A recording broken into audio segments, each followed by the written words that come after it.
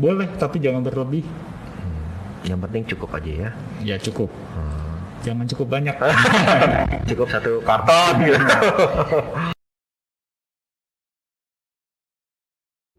Listen, listen, listen, listen.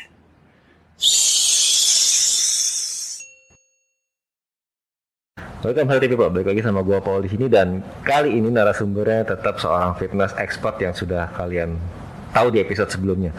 Ya, ini Nikolaus, balik lagi kita panggil Nikolaus. Halo guys. Oke, Niko, gimana kabarnya Niko? Baik dong, harus tetap fit terus, tetap sehat terus ya. Sibuk apa sekarang? So far masih sama ya activity ya, jalan personal training dan beberapa activity corporate wellness sudah mulai jalan lagi dengan protokol kesehatannya juga sekarang yang mesti lebih ketat ya. Ya benar. Kan as you know ya, semakin bertambah kita juga agak takut ya. Iya. Oke, nah kali ini Niko kita mau bahas tentang mikro dan makronutrisi nih. Oke, tentang nutrisi ya kali ini ya. Tentang nutrisi, karena kan sebagai orang yang ingin memulai kan pasti harus tahu nutrisi apa sih yang mereka butuhin untuk menjaga badan mereka tetap stabil, untuk menjaga massa otot mereka gitu. Nah ini yang kita pengen tanya nih Healthy People sama seorang fitness expert ini tuh. Oke, langsung aja Niko. Sebenarnya apa sih bedanya mikronutrisi dan makronutrisi itu? Oke, mungkin ini kata-kata yang sekarang orang sering dengar ya, makro dan mikronutrition. Mungkin buat yang teman-teman perlu tahu, makro itu yang artinya kan besar banyak. Betul. Makronutrisi itu adalah nutrisi-nutrisi yang kita butuhkan setiap harinya dalam jumlah besar. Contohnya kayak seperti karbohidrat, protein, dan lemak. Oke. Nah itu sebagai kebutuhan energi dasarnya kita ya, baik untuk ngebangun massa otot juga dengan protein atau untuk lemak juga sebagai cadangan energi. Nah kalau si micronutrients itu nutrisi yang kita butuhkan dalam jumlah sedikit. Oke. Contohnya kayak multivitamin dan mineral. Orang kan jadi bertanya-tanya nih, emang nggak cukup ya dengan makronutrien saja? Sebenarnya dengan makronutrients juga di dalamnya tersebut juga terkandung si mikronutrien tersebut juga sebenarnya. Cuman biasanya dengan ada prosesnya pemasakan, pemanasan, terus juga jenis makanan yang kita pilih, biasanya kandungan mikronutriensnya juga kecil. Kenapa itu juga penting? Karena sebenarnya untuk sistem badan kita bisa bekerja dengan baik, kita butuh yang namanya mikronutriens juga. Oke. Nah sekarang untuk orang yang mau gym nih, ya kan berarti kan harus ada porsinya untuk makro dan mikronutrisi. Nah sekarang gue pengen tanya, kalau orang misalkan untuk pemula ya, healthy untuk pemula ya, bukan untuk yang expert, bukan buat yang moderate. Kalau untuk pemula, mereka hanya mengkonsumsi makronutrisi aja. Apakah itu sudah cukup? Perlu nggak sih untuk penambahan kayak suplemen tadi yang seperti dibilang untuk mikronutrisi itu? Oke, mungkin gue bakal jawab tentang suplementasi dulu ya. Oke, boleh. Suplementasi itu sifatnya sebagai makanan tambahan. Kalau kita bahasa Indonesia, suplemen itu kan makanan tambahan. Betul. Kalau gue sendiri gue lebih setuju, selama kita bisa dapetin dari makanan utamanya kita, suplemen itu sebenarnya nggak dibutuhkan. Oke. Berarti memang diambil dari si makronutrisinya itu makro, ya? Nutrisi ataupun dari kita bisa dapetin contoh vitamin-vitamin yang kita bisa dapetin dari contohnya buah-buahan. Kayak vitamin C kita bisa dapat dari jeruk, dari lemon, dari cabai. Betul, paling banyak cabai kayaknya. Cabai. Iya. Pedas tapi. Nah, sebisa mungkin dapetin dari makanan-makanan yang kita makan dulu. Tapi pada saat kita nggak bisa mencukupi dari makanan, kita bisa cukupin dari suplemen tersebut. Oke. Nah, gue mungkin lebih setujunya suplemen itu masuk porsinya pada saat kita nggak bisa mencukupi dari makanan utamanya kita. Makanan utamanya kita. Nah, untuk kebutuhannya sebenarnya kalau di ngomongin nih, untuk orang yang olahraga atau nggak olahraga, semua orang butuh, Paul. Iya, benar. Semua orang butuh sebenarnya, karena tingkat kebutuhan setiap orang yang berbeda-beda mungkin ya, lebih tepatnya ya. Betul. Mungkin orang yang dengan activity-nya lebih tinggi, physical activity-nya ya lebih tinggi, mungkin dia akan membutuhkan lebih banyak. Jadi kalau pertanyaannya apakah orang biasa-biasa yang nggak ngelakukan aktivitas olahraga butuh? Karena Jadi, memang sumber tenaga ya, sumber gerak dan lain sebagainya. lebih tepatnya kalau kayak si mikronya tersebut sih untuk membantu metabolisme, untuk kerja sistem syaraf kita, fungsi tubuh yang lebih baik. Oh, Kalau misalnya kita kekurangan mikronutrients, itu biasanya sistem badan kita nggak bekerja dengan baik. oke, paham.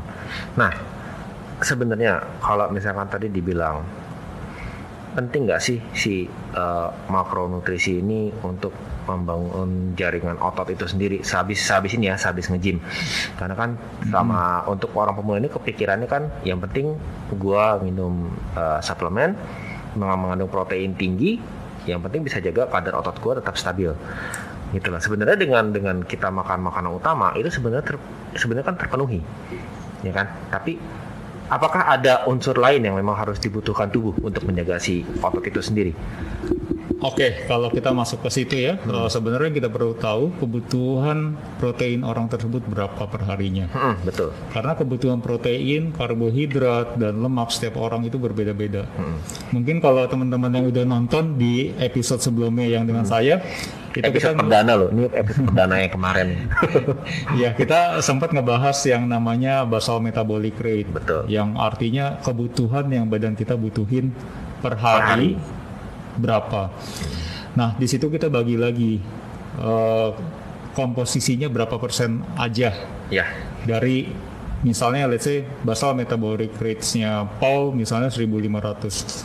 Dari 1500 itu karbohidrat yang harus berapa persen, proteinnya itu berapa persen, lemaknya berapa persen. oke.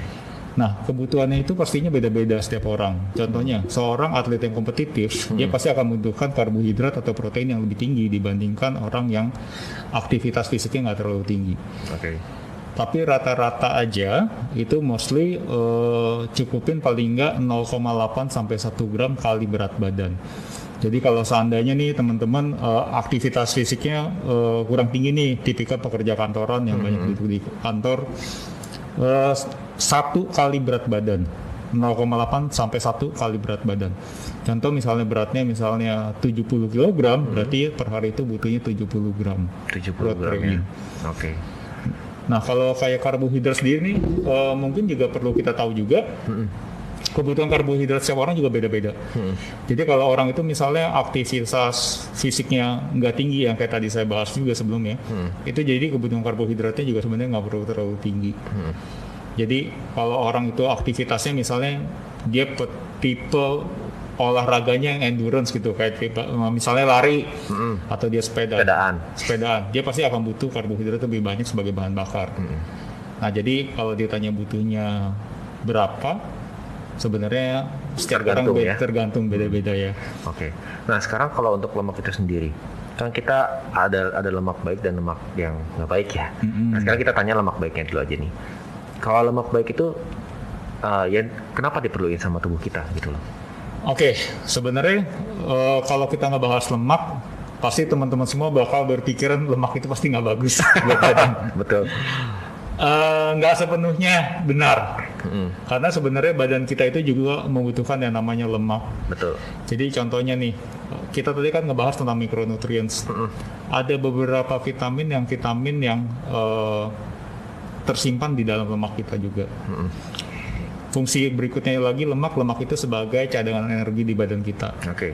Jadi sebenarnya banyak fungsi-fungsinya dari lemak yang sebenarnya kita tetap harus mengkonsumsi lemak, tapi harus dengan lemak yang baik.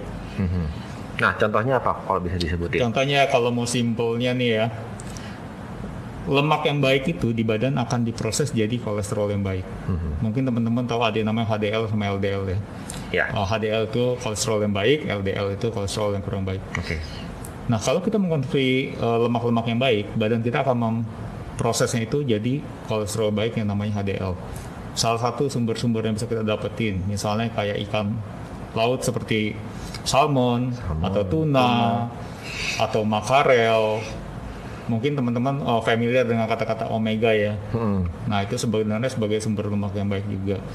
Kalau dari nabatinya itu sebenarnya kita bisa dapetin dari alpukat, habis itu dari almond, kacang-kacangan sebagai sumber lemak yang baik. Virgin coconut oil. Jadi sebenarnya buat kita orang Indonesia sumbernya cukup banyak ya. Banyak banget karena Iya. kan emang kita paling banyak. Paling gitu. banyak, bener banget. Nah, cuman tetap kita harus perhatiin konsumsinya juga nggak boleh berlebih ya. Karena Sebenarnya teman-teman perlu tahu nih, per 1 gram karbohidrat kalorinya 4. Protein per 1 gram itu kalorinya juga 4 kalori. Lemak itu 9. Oke, jadi ingat ya, 4, 4, 9. 4, Karbohidrat 4, 9. dulu, protein, baru lemak. Karbohidrat 4, protein 4, lemak 9. Gitu. Jangan terbalik. Oke. Nah, terus kalau misalkan kita ngomongin tentang masalah, tadi kan kita balik lagi nih, ngomongin masalah protein. Sebenarnya kalau untuk orang yang sedentary move ya, orang yang jarang bergerak gitu. Kalau akibatnya apa sih kalau kita konsumsi terlalu banyak protein? Oke, teman-teman juga mesti tahu ya, segala sesuatu yang berlebih kita konsumsi, itu ujung-ujungnya akan disimpan jadi lemak. Oke. Jadi kita mengkonsumsi protein itu di badan itu diproses yang jadi namanya amino acid. Ya. Dan kebutuhan badan setiap orang kan beda-beda ya. Jadi pada saat kita mengkonsumsinya berlebih, itu pastinya akan disimpan jadi lemak. Begitu juga karbohidrat ya. Karbohidrat kan pada saat kita konsumsi itu diproses di badan kita jadi yang namanya glukosa. Semuanya jadi berbagai jenis gula ya. Jadi kalau kayak dari buah mungkin namanya fructose. Fructosa, betul. Nah itu kan akan disimpan di liver kita, di darah, di otot. Pada saat semua bagian tubuh itu nggak bisa menyimpan lagi, maka akan disimpan jadi lemak. Jadi pastikan kebutuhan perharinya itu kita juga harus disesuaikan, jangan dikonsumsi dalam berlebihan juga. Jadi intinya semua tuh harus dikonsumsi sesuai dengan apa yang dibutuhin tubuh. Iya, Ya betul kan? banget. Kekurangan juga nggak bagus, kelebihan juga nggak bagus. Iya. Intinya harus balance ya. Nah, benar. Nah, kebetulan nih, kan tentang kita ngomong masalah nutrisi. Nah, menurut lu nih, kalau sebagai seorang fitness expert ya di bidang ini, diet yang baik itu diet seperti apa sih? Oke, sebenarnya kalau kita ngomongin diet ya, diet itu kan sebenarnya bukan sekedar ngurangin makan. Ya kalau buat teman-teman tahu, diet itu sebenarnya pengaturan pola makannya kita. Contoh, mungkin di masyarakat lebih punya pemikiran dengar kata-kata diet itu pasti ngurangin berat badan. Tapi nggak sepenuhnya benar tuh. Jadi mungkin ada program untuk teman-teman yang badannya mungkin beratnya kurang, itu ada program mungkin yang untuk menaikkan berat badan. Oke. Atau mungkin ada program orang yang mau naikin massa otot. Jadi sebenarnya diet sendiri itu artinya itu ada pengaturan Pola makan. pola makan. Karena kan ada tuh yang orang bilang, pokoknya gue mau diet sehari mau makan sekali gitu loh. Ya kan ada gue mau diet yang maksudnya mau makan sayur terus, nggak butuh protein, nggak butuh karbo, yang penting gue diet berat badan gue turun. Nah itu kan ada yang seperti itu gitu. Nah jadi kalau menurut lu adalah pengaturan pola makan ya. Satu, karena diet itu sebenarnya kita pemilihan jenis makanannya ya. Tadi kalau kita ngomongin tentang orang yang makan mungkin sehari-sehari, asumsi saya mungkin dia bermaksud untuk defisiensi kalori. Tapi kalau saya lihat kalau makannya 1 kali sehari, sebenarnya energi levelnya nggak stabil ya, jadi nggak terjaga dengan baik. Mungkin kalau orang itu tiba-tiba nggak makan dalam waktu yang panjang terus dia ngelakukan aktivitas olahraga dan gula darahnya turun, kemungkinan kan yang terjadi kan kita bisa tahu ya, mungkin dia bisa blackout. Jadi sangat beresiko sebenarnya untuk kesehatannya dia sih. Nah sebenarnya diet itu kan pemilihan jenis makanan ya. Kita cari makanan yang nilai kalorinya lebih rendah.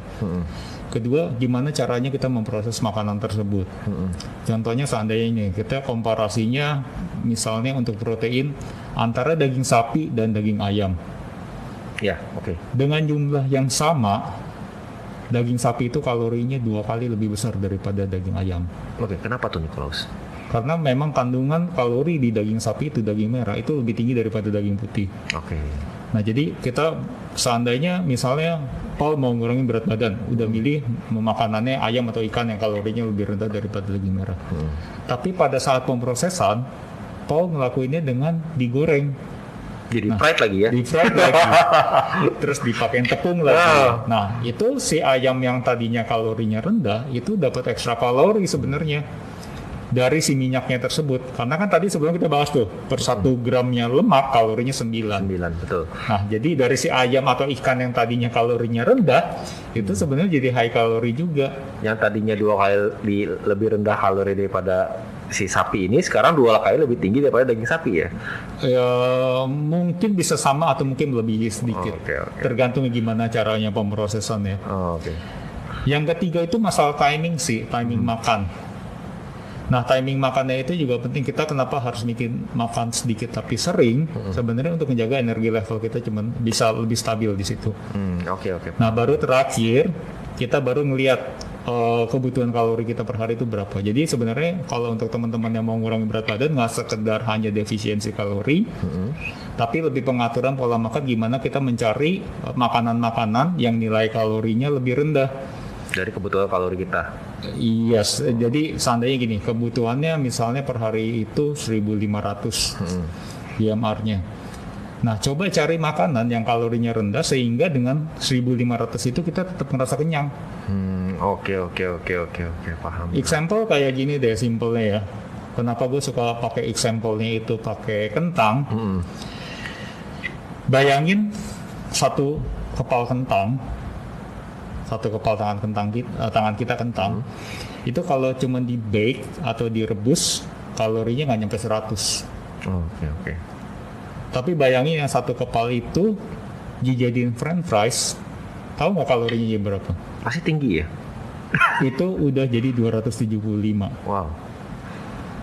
Nah, tahu dong kayak chips yang biasa kita makan. Tuh, chips tuh. Chips. Dari di deep fried seperti itu, kentang goreng seperti itu, kalorinya itu bisa jadi 450 sampai 500. Berarti naiknya berkali-kali lipat Berkali-kali lipat. Oke. Nah, coba deh teman-teman bayangin, kita harusnya per hari itu cukupin 1.500. Terus kita makan chips satu kantong, itu kalorinya udah 500. Terus kalau saya tanya, kamu udah makan belum hari ini? Oh belum, saya baru makan chips. Tapi bayangin nggak, itu udah mencukupi kebutuhan kalori per harinya sepertiga. Iya. Bayangin kalian berarti dapat ekstra kalori berapa banyak dari makanan tersebut. Betul. Jadi kalau ditanya sebenarnya boleh nggak makan makanan kayak gitu? Boleh, tapi jangan berlebih. Yang penting cukup aja ya. Ya cukup. Jangan cukup banyak. Cukup satu karton gitu. Oke, terus tentang tadi kan kita ngomong tentang masalah jam diet ini kok. Ada yang bilang, di atas jam, katakan jam 7 atau jam 8 tuh kita harus stop makan. Maksudnya dalam artian ya mengurangi karbohidrat. Lebih banyak ke arah yang kayak mungkin serat atau mungkin ke arah yang protein juga gitu loh. Sebenarnya bener nggak sih itu? Oke. Sebenarnya kalau kayak di malam itu ya, kenapa kita prefer untuk konsumsinya karbohidrat dikurangin atau ditiadakan? Mungkin karena kita lebih ngelihat karena di malam itu biasanya aktivitas fisik kita udah nggak terlalu banyak dan kita cenderung udah mau siap-siap untuk beristirahat ya. Itu masalah strategi sih sebenarnya. Pada saat kapan kita harus masukin karbohidrat lebih banyak, proteinnya di mana aja gitu. Ada benarnya juga, tapi mungkin lebih ngelihatnya gini ya, pembagian makannya dalam satu hari itu sih, kayak timingnya. Mungkin kalau ngomongin timing sekarang kan lagi tren banget yang namanya intermittent fasting ya. Oh benar. Itu kan sebenarnya intermittent fasting tuh gimana kita jendela waktu pada saat periode berapa lama kita bisa makan. Nah mungkin kalau teman-teman tahu zaman dulu, mungkin zamannya masih manusia purba, mereka kan harus berburu terlebih dahulu. Betul. Untuk bisa dapetin makan. Jadi ada periode yang mereka harus berpuasa di situ. Nah, selama mereka berpuasa di situ, badan itu sebenarnya pakai energi yang ada di badan. Contohnya lemak atau karbohidrat yang udah kita makan sebelumnya. Nah, itu akan dipakai. Nah, selama periode tersebut nanti gitu mereka selesai berburu, mereka isi lagi dapat sumber makanan. Nah, intermittent fasting sebenarnya ngelakuin hal yang sama. Sebenarnya kalau teman-teman yang baru mulai mau jalanin intermittent fasting mungkin bisa start dari 12 jam dulu kali ya jendela waktunya. Jadi example kayak gini contohnya, misalnya mulai aktivitas jam 8 pagi, boleh start makan dari jam 8 pagi, maksimal itu sampai jam 8 malam lagi. Nah nanti kalau udah mulai terbiasa mungkin bisa dikurangin jendela waktunya jadi 10 jam, jadi 8 jam. Itu cukup membantu sebenarnya. Tapi satu pesan saya, pastiin diet apapun yang kita jalanin nutrisinya balance. Okay. Ya pastiin kebutuhan karbohidratnya cukup, proteinnya cukup, lemak baiknya juga cukup. Okay. Mungkin sama airnya juga cukup kan? Air benar banget, air juga harus cukup. Oke, nah terus ada lagi orang yang bilang pada saat malam metabolisme tubuh kita kan sudah menurun dibanding siang ya. Nah itu benar nggak? Kalau kita ngomongin metabolisme ya, sebenarnya metabolisme setiap orang itu juga beda-beda ya. Oke. Kenapa saya sangat menyarankan orang punya istirahat yang cukup, terus ada latihan fisik juga. Sebenarnya itu tujuannya untuk meningkatkan metabolisme. Bahkan kita dengan makan yang teratur aja, dengan makan yang timingnya tepat, itu juga meningkatkan metabolisme. Jadi sebenarnya antara exercise, istirahat, sama makannya itu sebenarnya satu kesatuan. Jadi kalau kadang-kadang ada yang suka nanya ke saya, oke, saya kalau mau punya badan yang lebih bagus dan lebih sehat, kayak gimana ya, harus latihan apa? Sebenarnya nggak hanya latihannya aja, tapi juga nutrisinya. Kadang-kadang latihan yang udah bagus, nutrisinya udah bagus, istirahatnya kurang. Pada saat istirahat kurang, sebenarnya proses recovery itu kan terjadi pada saat kita istirahat, bukan pada saat kita lagi exercise kan? Bener. Nah, proses pemulihannya itu penting banget.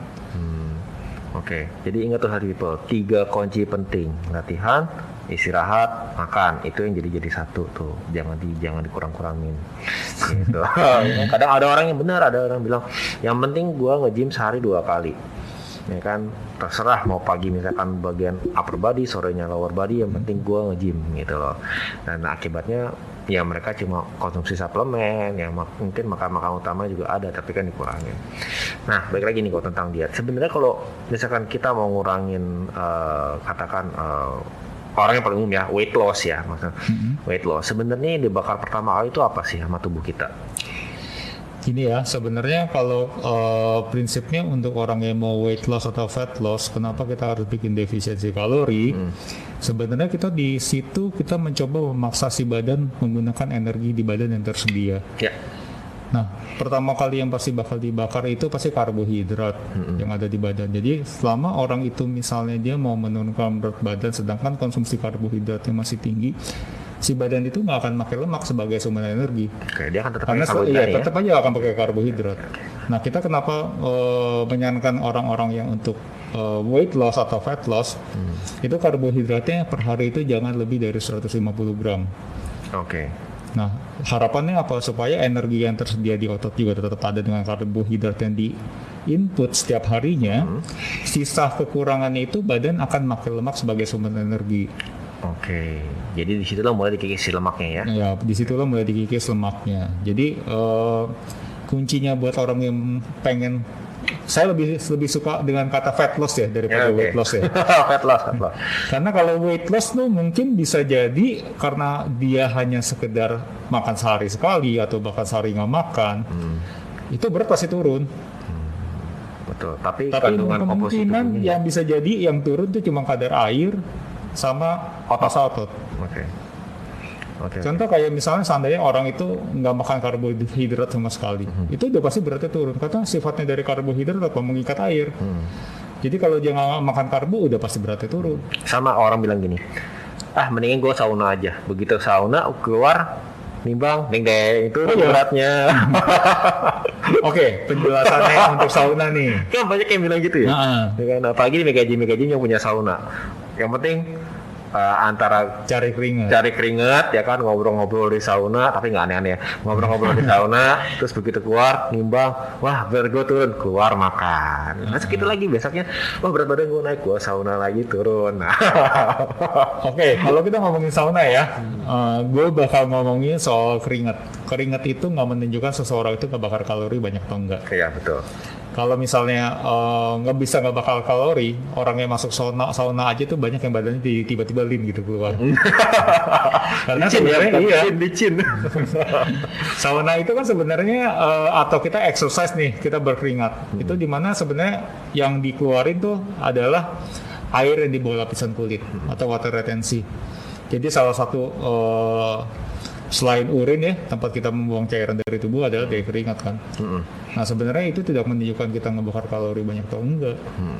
Jadi kalau berharap sauna abis itu berat badannya turun, sebenarnya yang berkurang kadar airnya aja. Jadi mungkin lemaknya tetap segitu-segitu aja ya. Kalau misalkan bisa begitu, semua mega gym nggak laku ya. Iya. Di rumah pasang sauna masing-masing. Enggak cuma mega gym aja kali ya. Mungkin semua orang nggak ngelakuin aktivitas olahraga lagi kali ya. Pasang sauna di rumah gitu ya. Di rumah pasang instalasi sauna sendiri, rame sauna. Oke. Nah, sekarang balik lagi. Sekarang apa sih yang dibutuhin tubuh untuk ngebangun si jaringan otot ini? Faktornya maksudnya nutrisinya tuh apa aja gitu yang paling penting? Oke, kalau kita untuk membangun massa otot udah pasti yang namanya protein ya. Nah, kebutuhan protein per harinya itu pastiin kalian harus cukup juga, tergantung dari aktivitas yang kalian lakukan juga. Kalau kalian semakin aktif, fitness level kalian semakin tinggi, pastinya kalian akan membutuhkan protein yang lebih tinggi juga di situ. Saran saya kenapa harus bervariatif juga jenis protein? Karena amino profile dari setiap makanan itu beda-beda ya. Jadi mungkin ada makanan tertentu asam aminonya ada yang bagian apa lebih tinggi, bagian apa lebih rendah. Mungkin kalau teman-teman yang biasa pakai suplemen ya, kita kalau ngomongin amino profile di label belakang itu tuh biasanya ada labelnya, nutrition fact-nya. Nutrition fact, dan biasanya di sampingnya itu dia juga mencantumkan komposisi amino profile-nya. Mungkin familiar ya buat orang-orang yang nge-gym yang namanya BCAA, ya kan, asam amino esensial yang lainnya. Nah, di makanan pun juga terkandung amino profile yang sama seperti itu, cuman kandungannya beda-beda. Jadi semua jenis protein dikonsumsi akan diproses jadi yang namanya asam amino. Nah, kenapa harus bervariatif? Supaya amino profile yang masuk ke badan kita itu juga lengkap. Jadi paling nggak tercukupi semuanya ya. Iya. Balik lagi tadi yang pokoknya makannya cukup, istirahat cukup, latihan cukup ya. Ya. Kalau masalah kayak contoh nih, untuk orang-orang yang mungkin kesulitan untuk mencukupi kebutuhan protein per hari, coba semaksimal mungkin dapetin dari makanan utamanya terlebih dahulu. Pada saat kebutuhan sisanya nggak cukup, boleh baru ditambahin suplementasi. Saya agak kurang setuju. Mungkin saya juga banyak lihat juga ya, kayak orang banyak fokus ke suplemennya jadi nomor 1, si makanan utamanya jadi nomor 2. Dikesampingkan ya? Dikesampingkan, padahal si suplemen itu kan namanya aja suplemen, makanan tambahan ya. Jadi dia harusnya memang harus ada di posisi nomor 2. Dia bukan di utama, jangan dibalik. Oke, itu hal people ingat ya. Makanan utama tuh pertama, suplemen nomor 2. Atau kalau bisa tercukupi, berarti suplemen nggak terlalu dibutuhkan ya. Oke, itu harus diingat. Oke, terus Niko, kalau untuk membentuk massa otot itu sendiri, ini kan, itu sebenarnya dibentuk tuh pada saat kapan sih? Kan kita latihan misalkan, itu dibentuk pada saat kapan? Apakah pada saat kita latihan itu akan mulai dibentuk atau kapan? Oke, kalau kita ngomong pembentukan dari massa otot ya, sebenarnya mungkin teman-teman ngerasa ya kalau pas lagi nge-gym itu, gue waktu lagi nge-gym kenapa jadi gede nih ototnya nih. Jadi banyak orang yang berpikiran otot itu nunggu pas lagi latihan. Sebenarnya waktu pada saat kita latihan itu, kenapa terlihat lebih besar otot itu, karena darah dipompa ke lokasi otot yang bekerja. Hanya pumping aja. Sebenarnya apa yang kita lakukan pada saat kita lagi weight training, kita lagi memberikan kerusakan pada otot. Oke, tapi kerusakannya dalam hal baik ya? Ya, sobekan-sobekan kecil. Nah, dengan nutrisi yang kita masukin ke badan, proteinnya cukup, itu protein itu membantu proses membangun jaringan otot yang baru, muscle tissue yang baru. Nah, proses itu terjadi apabila juga kita punya istirahat yang cukup. Oke. Tidur yang cukup. Jadi sebenarnya otot itu dibangun pada saat kita lagi istirahat, bukan pada saat kita lagi latihan. Oke. Gitu. Jadi baik lagi, istirahat itu penting.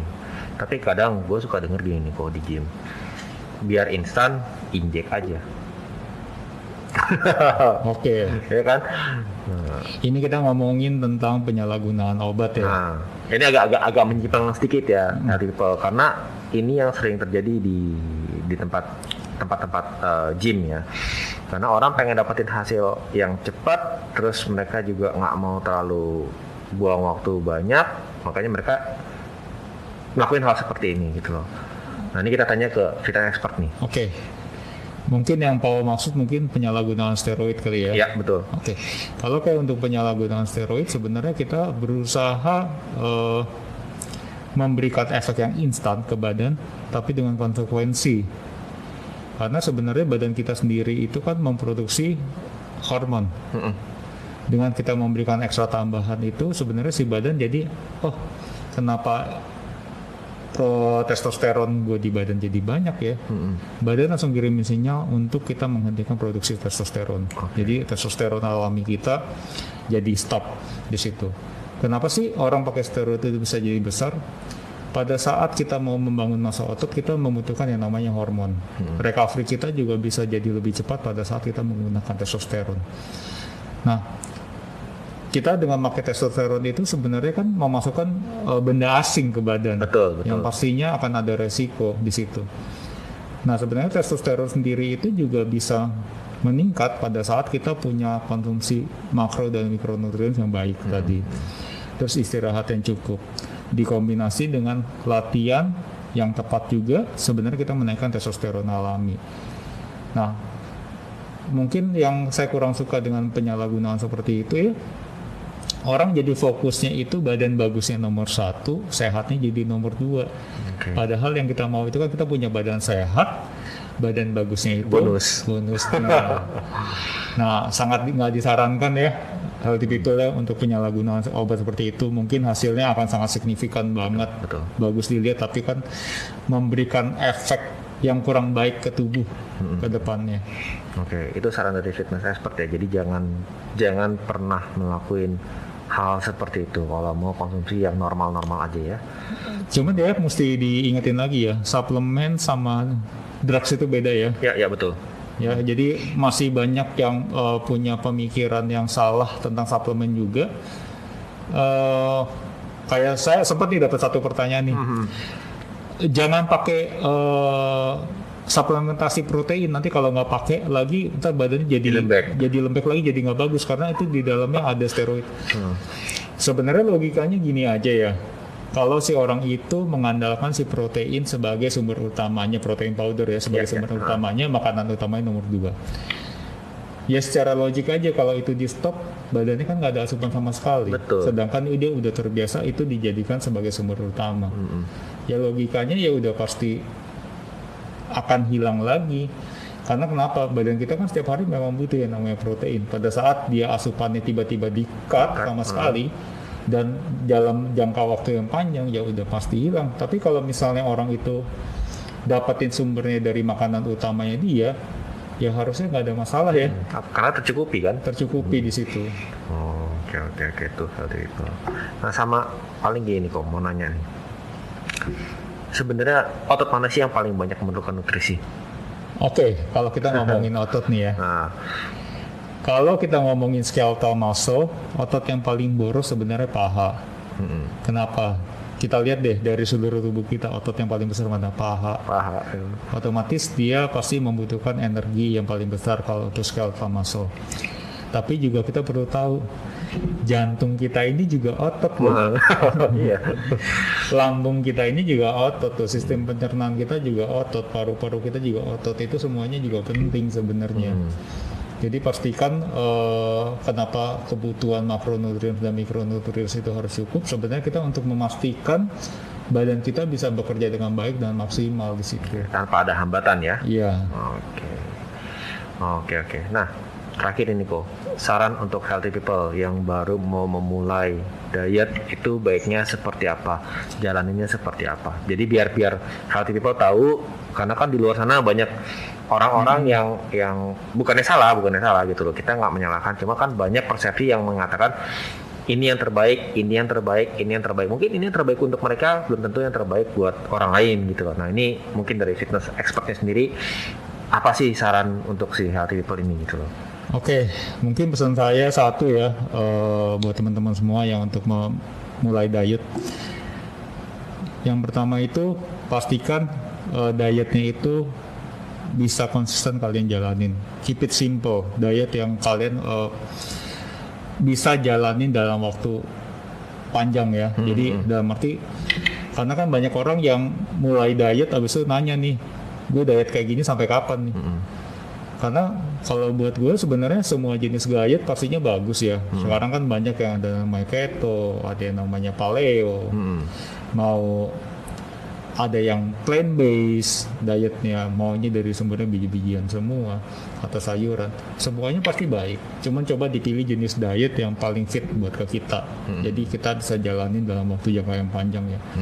Karena buat gue sendiri ya sebenarnya diet itu bukan goals ya, tapi kayak journey-nya kita gitu. Dalam ongoing jalan kan kita juga harus adaptasi, kita mungkin punya pola makan yang lebih baik lagi. Betul.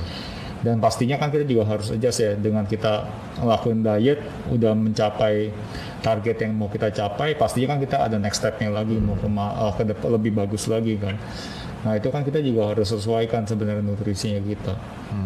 Nah, jadi pastikan dietnya itu juga yang fit sama kita, jadi kita bisa enjoy jalaninnya. Betul. Terus kedua juga kalau bisa ya, jangan diet yang nggak makan. Atau cuma makan sayuran atau jus dengan alasan itu detox. To be honest, gue sangat terganggu banget dengan orang bilang gue mau diet dengan detox gitu. Kalau teman-teman tahu ya, liver kita itu kan fungsinya apa buat ngedetox, ngeluarin racun ya. Buat ngeluarin racun. Ngapain kalian capek-capek? Ya kan? Kalau sampai liver kalian bermasalah, kalian bukan harus detox, kalian harus temuin dokter kalian. Ya, jadi please bijaksana ya. Mungkin sekarang ini kan dunianya informasinya di sosial media atau mungkin dari website atau dari mana, baca artikel apapun juga bagus, tapi tolong dicerna dengan baik. Apakah ini kebenarannya bisa dipertanggungjawabkan gitu. Dan metode-metode diet yang kayak tadi saya bilang, mungkin teman-teman yang baru mulai mungkin bisa sharing-sharing sama teman-teman yang mungkin udah lebih ngejalanin lebih dahulu.